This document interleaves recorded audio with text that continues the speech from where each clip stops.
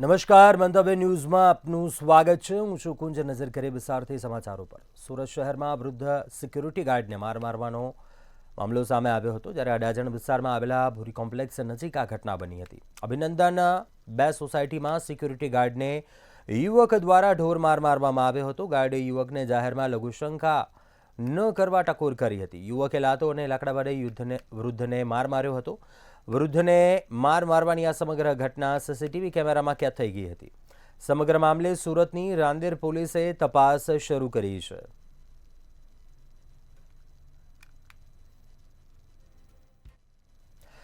રાજકોટ જિલ્લા ભાજપમાં વધુ એક લેટર બોમ્બથી ફફડાટ ફેલાયો છે। જિલ્લા ભાજપ મહામંત્રી રવિ માકડિયા વિરુદ્ધ લેટર વાયરલ કરાયો। લેટર વાયરલ થતાં પોલીસે ભાજપના જ આગેવાનોને પકડ્યા હતા। અશોક લાડાણી સહિત અનેક ભાજપના આગેવાનોને ટોર્ચર કર્યા હોવાનો આક્ષેપ કર્યો છે। તો પોલીસે ભાજપના આગેવાનોને ટોર્ચર કર્યા હોવાનો આક્ષેપ કરવામાં આવ્યો। પોલીસે લાડાણીના ઘરે પહોંચી હોય તેવા સીસીટીવી સામે આવ્યા છે। ભાજપ પાર્ટીમાં હવે એક બાદ એક જૂથવાદ સામે આવી રહ્યા છે।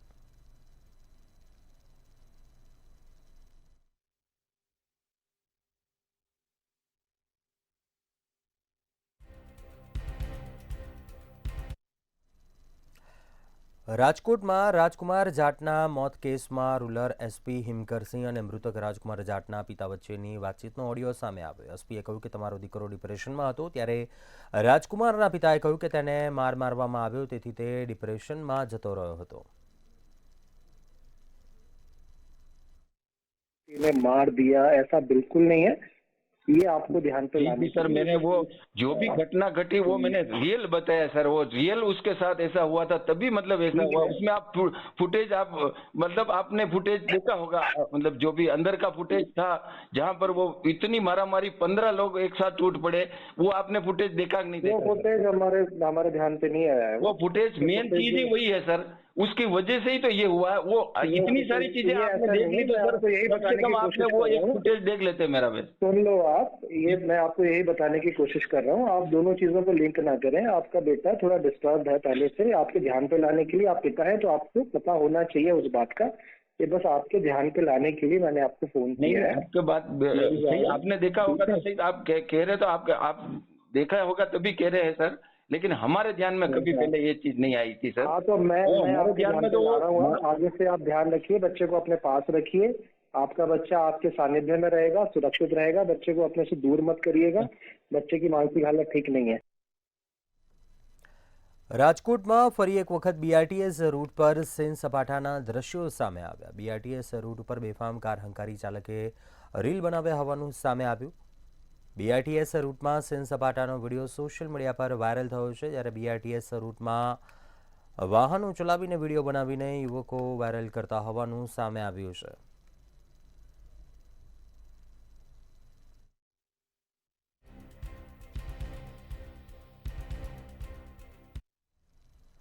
જેતપુરમાં કોળી લાઇન વિસ્તારમાં બાળકીના અપહરણનો પ્રયાસની ઘટના બની હતી। મેંદરડાના રહેવાસી રફીક શાહમદાર જેતપુર કામ અર્થે આવ્યા હતા। પિતા સાથે બાળકી પણ જેતપુર આવી હતી। ભિક્ષાવૃત્તિ કરતા પરપ્રાંતીય શખ્સે બાળકીને ઉઠાવવાનો પ્રયાસ કર્યો હતો। બાળકીના પિતાએ બૂમાબૂમ કરતા સ્થાનિકોએ ભિક્ષાવૃત્તિ કરતા શખ્સને પકડ્યો હતો। સ્થાનિકોએ ભિક્ષાવૃત્તિ કરતા શખ્સને બાળકીને કોથળામાં નાખી અપહરણનો પ્રયાસ કર્યા હોવાનો દાવો કર્યો હતો। તેમજ આરોપીને પકડી જેતપુર પોલીસને સોંપતા પોલીસે સમગ્ર મામલે પૂછપરછ હાથ ધરી હતી।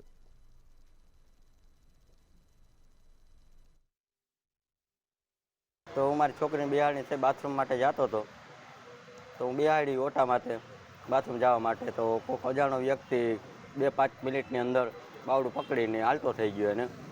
તો હું એટલી વારમાં આવી ગયો, મેં જોયું કે મારી દીકરી જાય છે, તો એ કોથળામાં નાખતો આગળ નીકળી ગયો, એને વાંહે દોડ્યો તો 2-3 ઝાપટ મેં એને મારી હતી, મારી સામે થઈ ગયો અને મારી ગરકી દબાવવાની કોશિશ કરી। પછી હું રાડારાડી કરવા માંડ્યો, બીજી આસપાસ પબ્લિક રિક્ષાવાળા બધા ભેગા થઈ ગયા ને રિક્ષામાં ભાઈને અમે લઈ જેતપુર પોલીસ સ્ટેશન ઉપર ને પોલીસ સ્ટેશનમાં એને હોય પહોંચ્યા અમે। અને એ જે છોકરી છે એને એક પરપ્રાંતીય જેવો કોથળામાં નાખીને લઈને ચાલ્યો જતો હતો। આ લોકો રોડ માથે રાડારાડી કરતા હતા, એટલે મેં એને પૂછ્યું શું છે, તો એને મને જવાબ આપ્યો કે આ મારી છોકરીને લઈને ભાગી ગયો છે, આપણે એને પકડવાનો છે। એટલે મેં રિક્ષામાં જઈ એને ભેગા જઈને મદદ કરીને એને પકડ્યો। એટલે છોકરીને રજૂ કર્યો. છોકરીને એની પાસેથી મુકાવી, બરાબર, એની પાસેથી મુકાવીને અમે બધાએ પૂછ્યું અને અમે એને પકડવા જતા હતા ત્યારે એ અમારે માથે હુમલો કરવા ગયો, નાસી છૂટવાની પ્રયાસ કરતો હતો, પણ અમે એને નાસવા નથી દીધો. સોમનાથ મંદિર પરિસરમાં આગામી બીચ સ્પોર્ટ્સ ઇવેન્ટની પૂર્વ સંધ્યાએ અઘોરી મ્યુઝિક બેન્ડનો લાઇવ કોન્સર્ટ યોજાશે.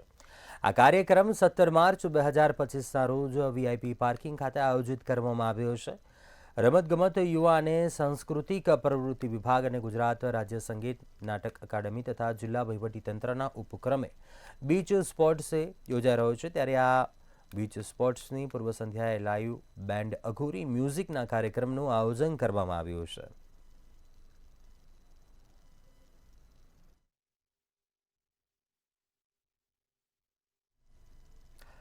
આગળ વાત કરીએ, સુરેન્દ્રનગરમાં ક્ષત્રિય કારડિયા રાજપૂત સમાજ દ્વારા 25મા રજત જયંતિ સમૂહ લગ્નોત્સવનું આયોજન કરવામાં આવ્યું. ધામ વસડી ખાતે સમૂહ લગ્નોત્સવ યોજાયો, જેમાં વજુભાઈ વાળા સહિતના આગેવાનો મોટી સંખ્યામાં ઉપસ્થિત રહ્યા.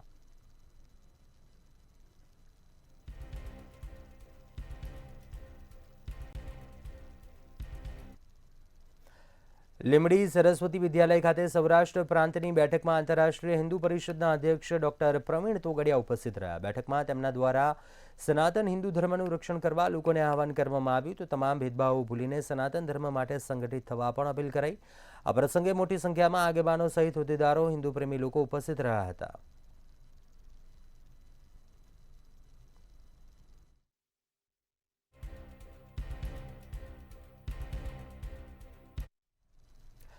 જસદણ કેબિનેટ મંત્રી કુંવરજી બાવળિયાએ તેમના જન્મદિવસની અનોખી ઉજવણી કરી. અમરાપુર શાળામાં રક્તદાન કેમ્પનું આયોજન કરવામાં આવ્યું, કે જેમાં બહોળી સંખ્યામાં રક્તદાતાઓ ઉમટી પડ્યા અને રક્તદાતાઓનું સન્માન કરવામાં આવ્યું. તેમજ ગરીબ લોકોને કીટ કપડાં આપવામાં આવ્યા. જ્યારે ઘેલા સોમનાથ મહાદેવ મંદિરે કેબિનેટ મંત્રીએ પૂજા અર્ચના કરી હતી.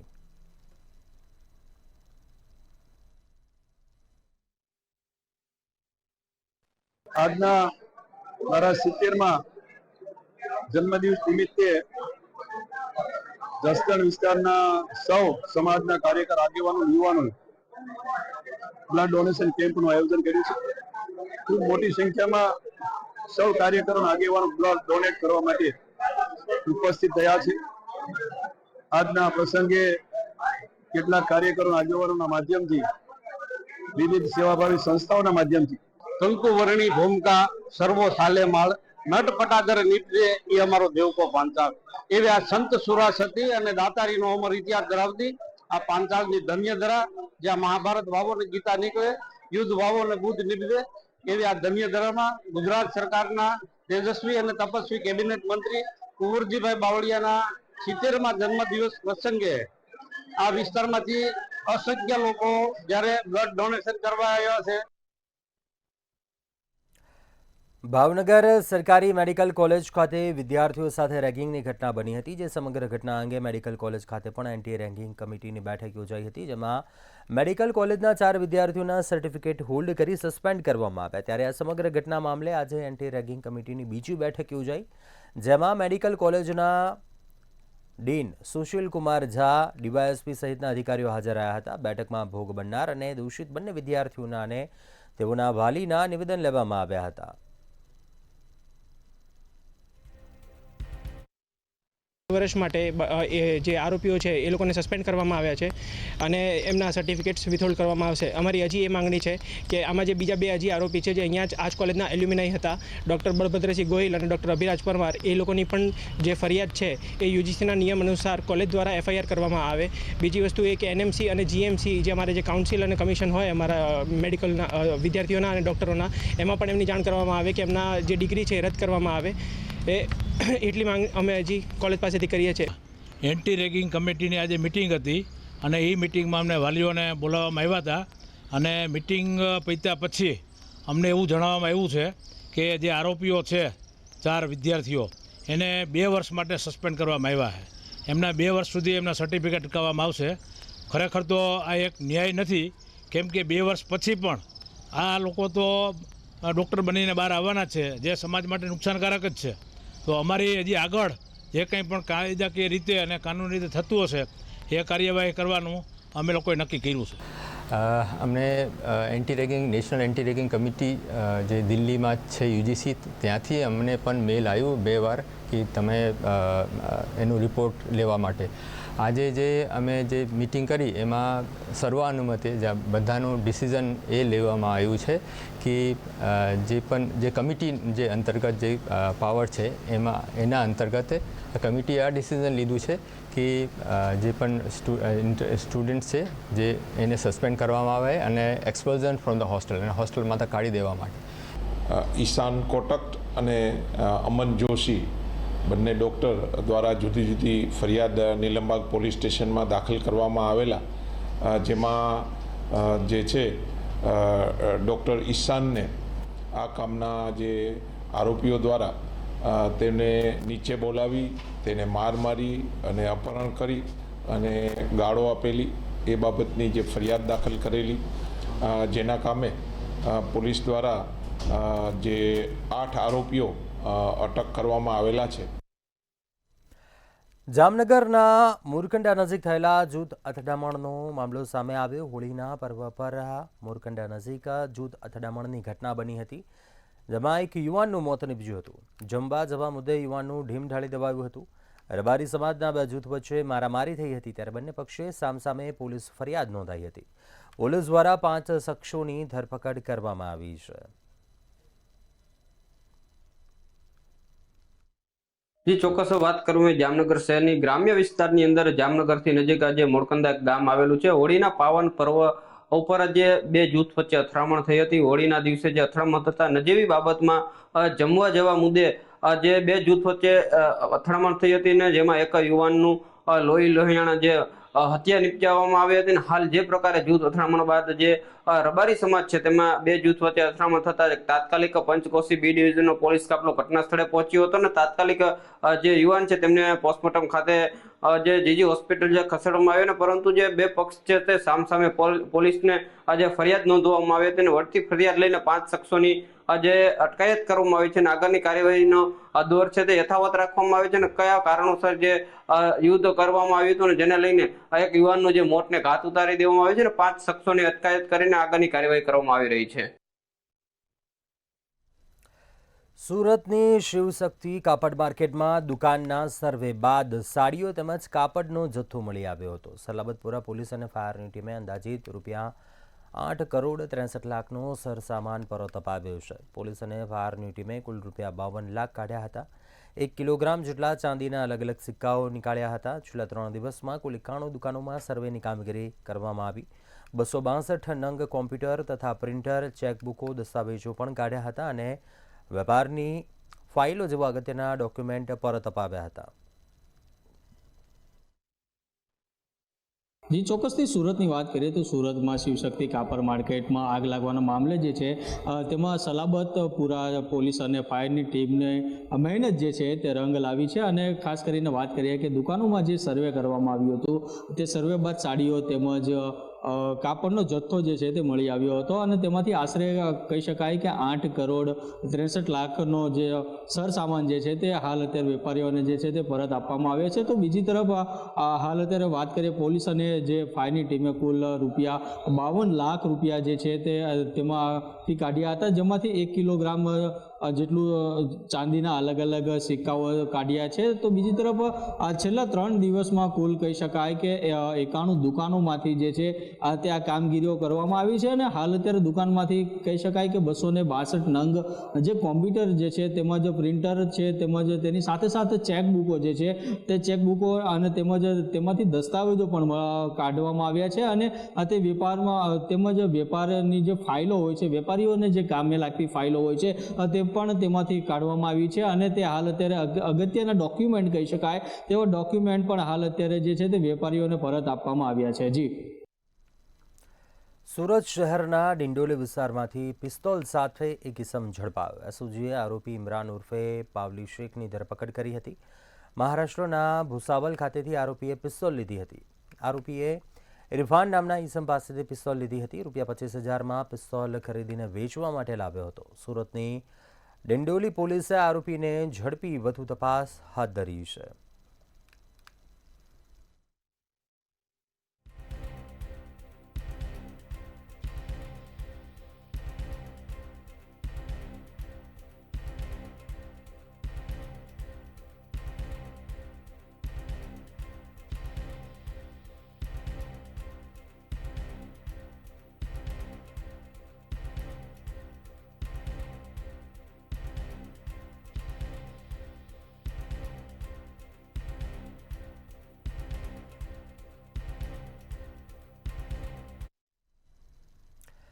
આગળ નજર કરીએ મહત્વપૂર્ણ સમાચાર પર. રાજકોટથી સમાચાર સામે આવી રહ્યા છે, જ્યાં કારમાં આગ લાગવાનો બનાવ સામે આવ્યો. આગ લાગતા કાર બળીને રાખ થઈ ગઈ. ઉનાળાના પ્રારંભ થતાની સાથે જ આગની ઘટનાઓમાં પણ વધારો થયો છે. રાજકોટ ભાવનગર હાઈવે ઉપર આ ઘટના બની હતી કે જ્યાં કારમાં આગ લાગી હતી. રંગૂન માતાજી મંદિર નજીક કારમાં આગ લાગ્યા હોવાનો બનાવ બન્યો હતો. કારમાં આગ લાગતા કાર જે બળીને આગ થઈ ગઈ હતી. સમગ્ર ઘટનાનો વિડીયો છે તે સામે આવ્યો છે. બીજી તરફ નાળાનો પ્રારંભ થતાની સાથે જ આગની ઘટનાઓમાં વધારો થયો છે. રાજકોટ ભાવનગર હાઈવે ઉપર કારમાં આગ લાગ્યા હોવાની ઘટના. રંગૂન માતાજી મંદિર પાસે કારમાં આગ લાગી હતી.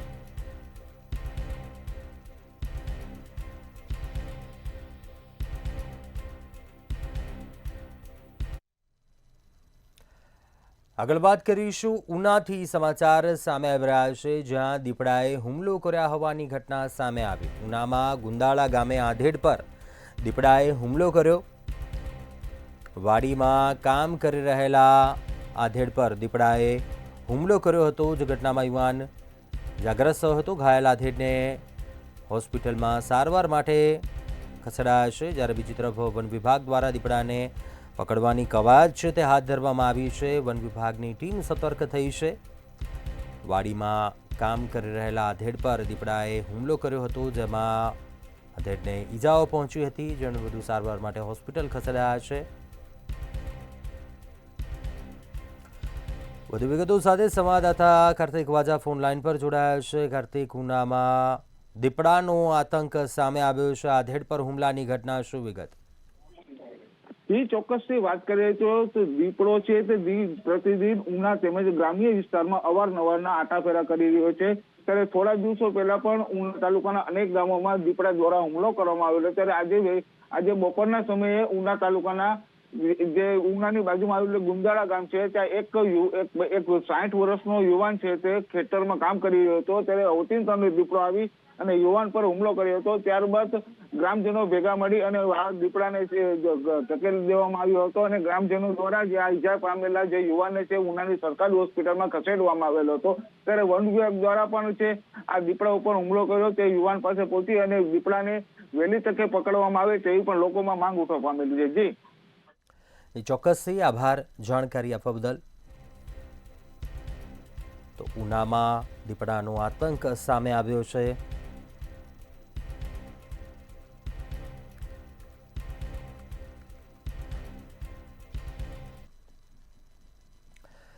અન્ય સમાચાર સુરેન્દ્રનગરથી સામે આવી રહ્યા છે, જ્યાં અકસ્માતની ઘટના સામે આવી છે.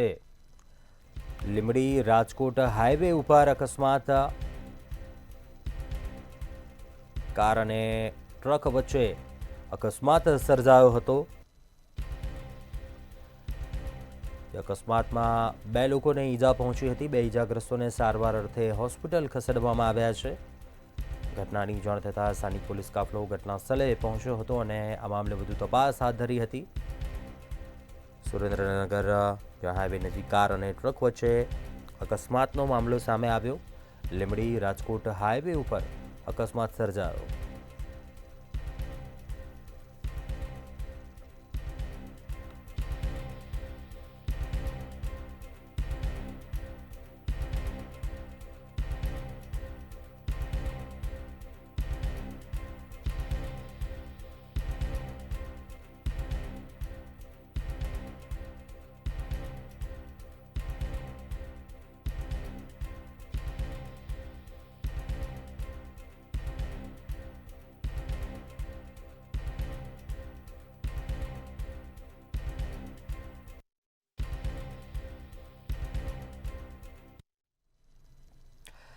આગળ વાત કરીશું લેક્સ ફ્રીડમેન સાથે પીએમ નરેન્દ્ર મોદીનું ઇન્ટરવ્યૂ. પીએમ નરેન્દ્ર મોદીએ સંવાદ કર્યો હતો લેક્સ ફ્રીડમેન સાથે, જે હાલ વિડીયો સામે આવ્યો છે. લેક્સ ફ્રીડમેન સાથેનો પીએમ મોદીનો ઇન્ટરવ્યૂ. અનેક મુદ્દાઓને લઈને વાત કરી હતી આ ઇન્ટરવ્યૂમાં.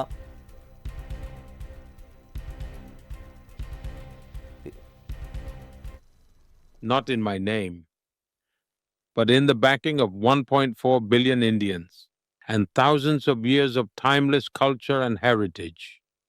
So wherever I go, I carry with me the essence of thousands of years of Vedic tradition, the timeless teachings of Swami Vivekananda, and the blessings, dreams, and aspirations of 1.4 billion Indians. When I shake hands with a world leader, it's not Modi, but 1.4 billion Indians doing so. So this isn't my strength at all. It is rather the strength of India. Whenever we speak of peace, the world listens to us. Because India is the land of Gautam Buddha and Mahatma Gandhi, and Indians aren't hardwired to espouse strife and conflict. We espouse harmony instead. We seek neither to wage war against nature nor to foster strife among nations. We stand for peace, and wherever we can act as peacemakers, we have gladly embraced that responsibility. My early life was spent in extreme poverty, but we never really felt the burden of poverty. You see, someone who is used to wearing fine shoes will feel their absence when they don't have them. But for us, we had never worn shoes in our lives. So, how would we even know that wearing shoes was a big deal? We weren't in a position to compare. That's just how we lived. When I became Prime Minister, I specially invited Pakistan to my swearing-in ceremony so we could turn over a new leaf. Yet, every noble attempt at fostering peace was met with hostility and betrayal.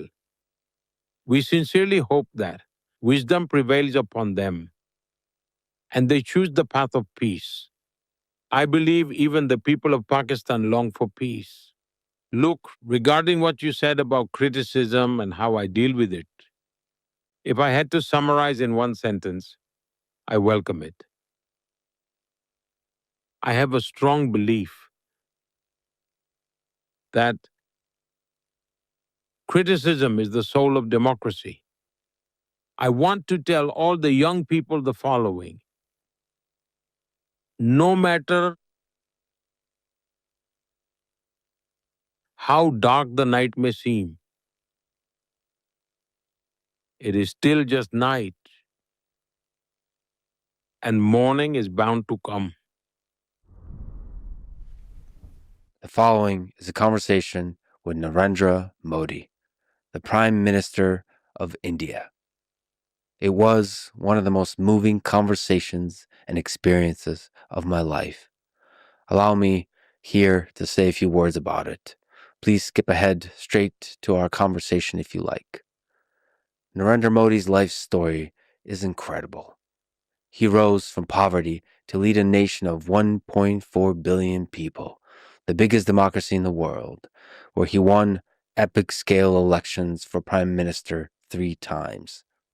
As a leader, he fought for ideas that unite his nation of India, a nation that is composed of a large number of highly varied and disparate cultures and peoples who have a long history marked by religious, social, and political frictions. He's known for taking decisive, at times controversial actions, for which he is loved by hundreds of millions of people and is also criticized by many. We discuss all of this at length in this conversation. On the world stage, he is respected as a peacemaker and friend by most major world leaders, even those whose nations are at war with each other, from United States to China to Ukraine and Russia, to Israel, Palestine, and the Middle East, and everywhere else. Now, at this moment in history, it is clear, at least to me, that the flourishing of human civilization hangs in the balance.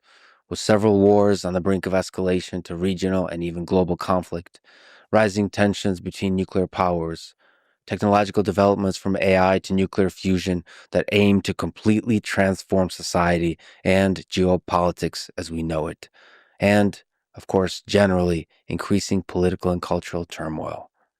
So now, more than ever, we need great leaders, great peacemakers, who build bridges, not destroy them, who may preserve the identity of their nations but still celebrate the common humanity of all of us, all people on earth. For this and many other reasons, this conversation with Prime Minister Modi was one of the most remarkable I've ever had. You may hear such words and think that I'm just enamored by power or access. No, never was, never will be. I do not idolize anyone, especially those in power. I'm generally skeptical of power, money, and fame because of their natural corrupting influence on the mind, the heart, the soul of a person. The whole point of all the conversations I've had in my life, on mic and off mic, is that I try to see and explore the full complexity of every human being, the good and the bad. I believe we're all the same in a deep fundamental sense, all capable of good, all capable of evil, all carry stories of pain and stories of hope. Whether you're a world leader or a truck driver, a coal miner, or a farmer in the American Midwest. And by the way, I will be talking to a lot of the latter kind of folk this year off mic and maybe even on mic. તો હાલ સમાચારોમાં બસ આટલું. વધુ સમાચાર માટે આપ જોતા રહો મંતવ્ય ન્યૂઝ. નમસ્કાર.